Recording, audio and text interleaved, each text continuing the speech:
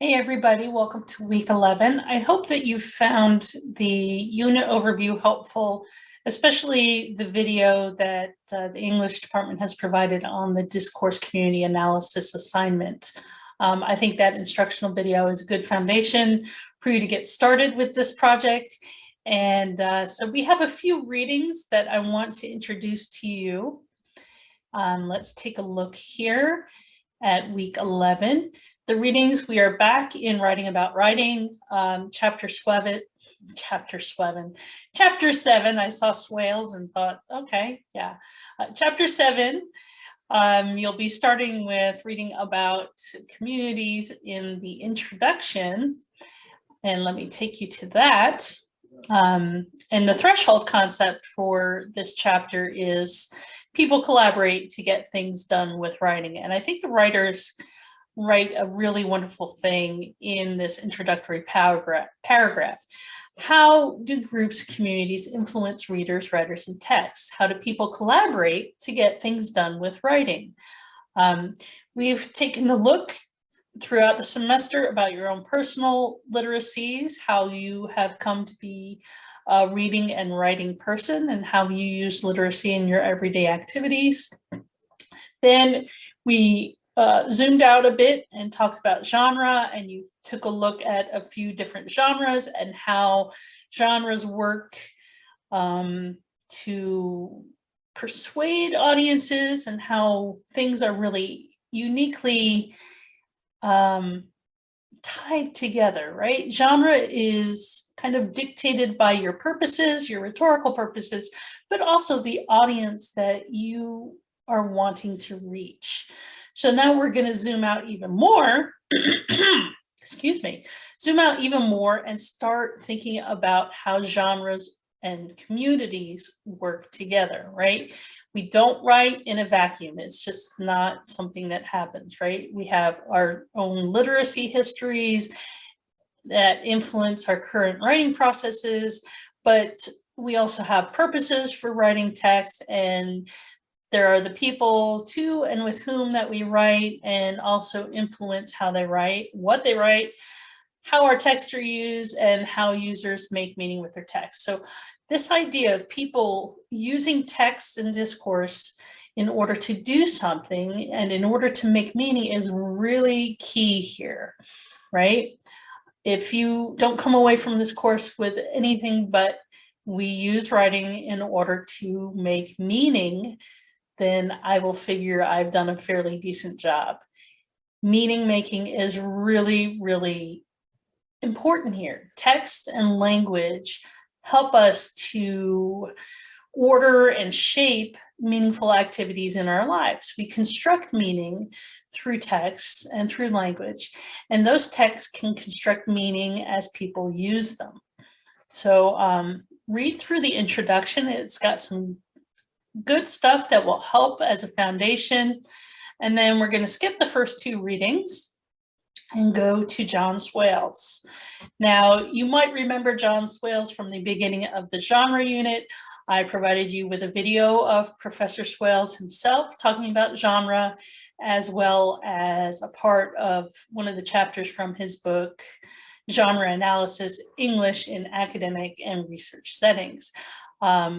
So this article here, Reflections on the Concept of Discourse Community, is actually part of a conversation on his original article, or the original chapter from the book Genre Analysis. He wrote Concept of Discourse Community, and in that chapter, he outlined 6 different criteria that kind of define what a discourse community is, the things that they have in common, right? What makes a discourse community.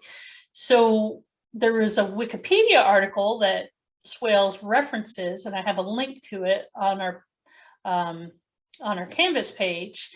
And he is responding to that Wikipedia article. So he talks more about discourse community, about the original 6 criteria, but then he adds 2 additional criteria. So this is a good chapter to really give you a great foundation on what discourse community is. Again, the English department video refers to Swales' article here and the original 6 criteria, not the last 2. But so it's good for you to read this, get a firm foundation of what discourse community is, kind of wrap your mind around it, and see what the additional 2 things. So yeah, he's responding 25 years later, a changed world, right? So he wrote this in 2005, I believe. And he said there are 3 different types of discourse community in academia. He talks about local discourse, focal discourse, and then this wonderful made up word, faux local, which is a combination or amalgam of local and focal. So take a look at that. And then the next one that I would like you to read is Ann John's. And her article is Discourse Communities and Communities of Practice, Membership, Conflict, and Diversity. So John's here is kind of building upon Swales' earlier theory of discourse community. So again, this is part of the conversation. This is the scholarly conversation. They build upon things, they respond to things, and hopefully add a new lens, right? They find their niche, and for John's here, she is really examining how these communities often experience conflict. And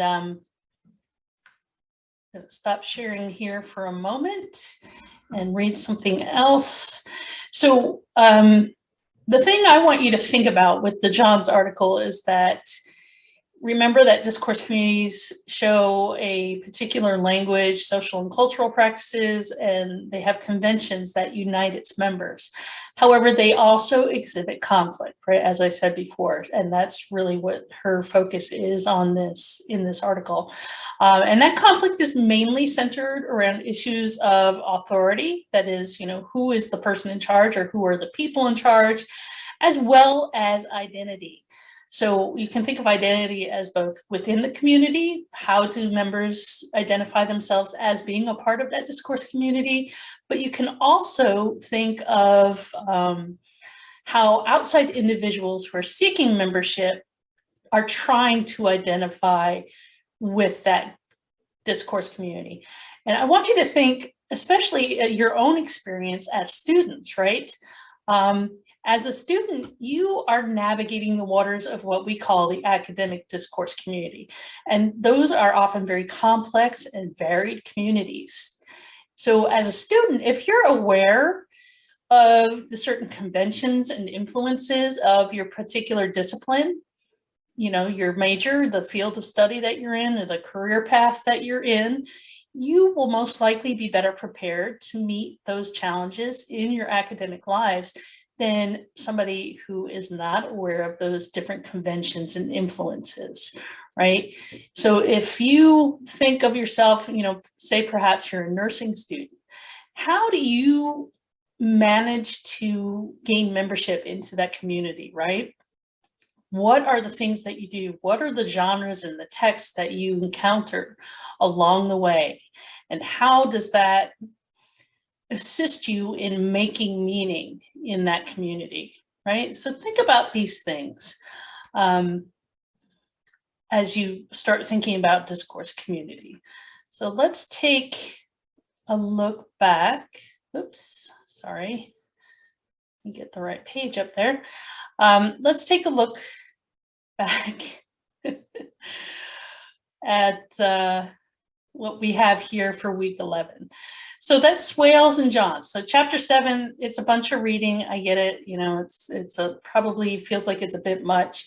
However, you absolutely must read Swales. That is 100% a requirement. You will be called upon to cite from Swales, since this is the foundation of the discourse community essay and a basis for your research. It's really important that you are very familiar with Swales' concept of discourse community. If you want to, and you have time, or you think it might be easier to understand, you could go to the Writing Spaces page and locate Understanding Discourse Communities by Meltzer.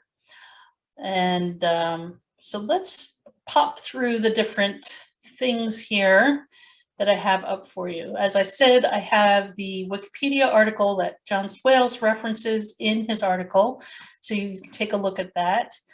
Down at the bottom are the references, and this can be a really good resource for you as far as researching other academic articles related to discourse community.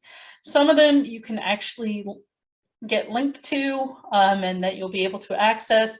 Others you may have to copy and paste the title of the article and put it into our library search page so that you don't have to, you won't hit a paywall if you're trying to access that article. Some of these might link to someplace where it's not an open access article and it's behind a paywall, but if you put it through the library database search thing, you should be able to access it and for free. So, and if not, you can always reach out to one of the reference librarians on any campus, whichever campus you're related to. Reach out to a reference librarian, say, you know, I'm really trying to find this article and I can't gain access to it. Is there any way that you can get it for me?